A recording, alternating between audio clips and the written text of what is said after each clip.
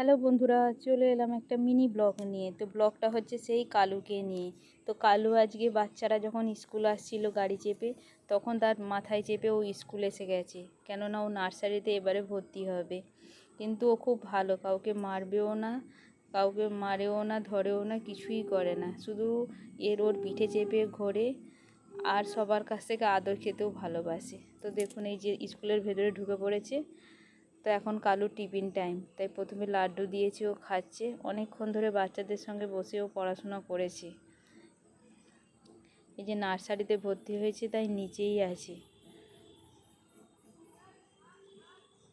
এটা স্কুলের স্যার, ওই যে ওকে আদর করছে। ও কিন্তু আদর খেতে খুব ভালোবাসে।